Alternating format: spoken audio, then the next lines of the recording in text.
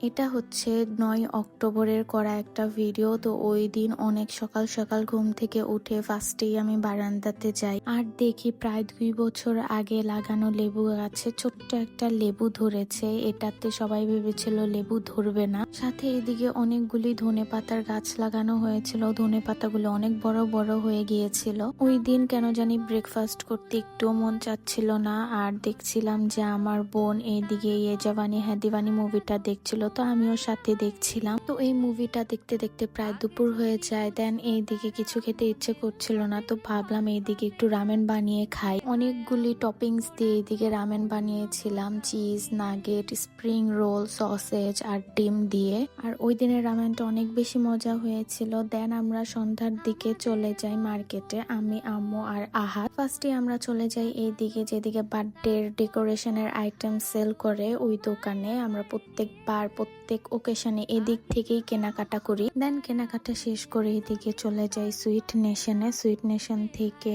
2টা কেক নেই, কেকগুলি দেখে অনেক বেশি ভালো লাগছিল তাই নেই। দেন চলে যাই এর সাথে প্যারিস পাকেটে, ওদিক থেকে 2টা কেক অর্ডার দেই। একটা ছিল নর্মাল কেক আর একটা ছিল কাস্টমাইজ করা। বেসিক্যালি 10 অক্টোবর ছিল আহাতের বার্থডে, তাই আমরা একদিন আগে কেক অর্ডার করি ওদিক থেকে। আর এই মিষ্টিগুলো সাজানো দেখে অনেক বেশি সুন্দর লাগছিল, তাই কিছু ভিডিও নিচ্ছিলাম। কিন্তু মিষ্টি তেমন একটা পছন্দ না আমার, কিন্তু দেখতে অনেক ভালো লাগছিল। তো তারপর চলে যাই পেসিফিকে, ওদিকে গিয়ে স্যান্ডউইচ অর্ডার করি আর 2টা ফুচকা অর্ডার করি।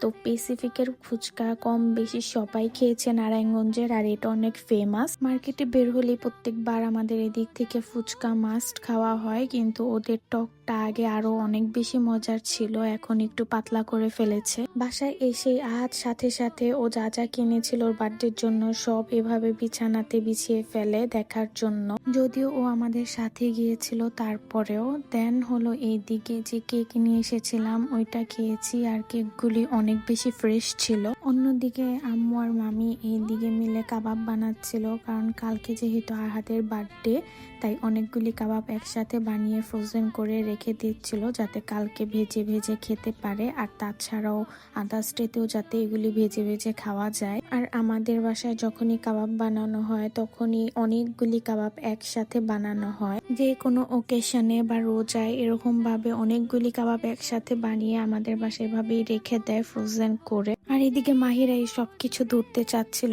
তাই মিহাদ ওকে কোলে নিয়ে এভাবে দাঁড়িয়েছিল।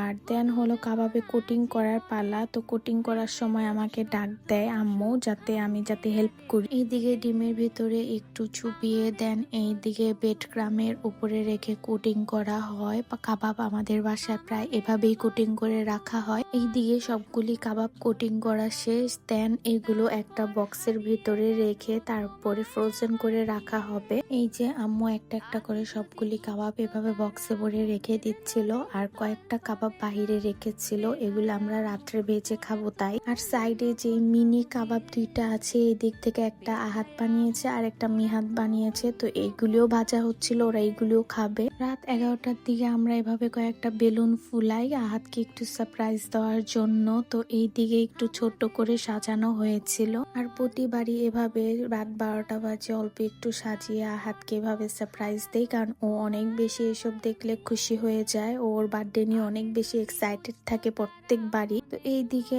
আহাদের জন্য একটা মিনি কেকও আনা হয়। দেন ও এটা নিয়ে একটু ছবি তোলে, একটু ভিডিও করে। ফার্স্টে এভাবেই আহাতকে এবার ফান করে বলেছিলাম যে রাত 12টা বাজে এবার কোনো কেক কাটা হবে না বা ওর জন্য কোনো কিছু করব না। তো এটা শুনে ও অনেক বেশি মুড অফ করে ফেলে, বাট দেন এসব দেখে অনেক বেশি হ্যাপি হয়ে যায়। দেন এদিকে কেক কাটা হয় আর সবাই মিলে এদিকে কেক খাচ্ছিলাম। তো আজকের জন্য এতটুকুই। Thank you so much for watching.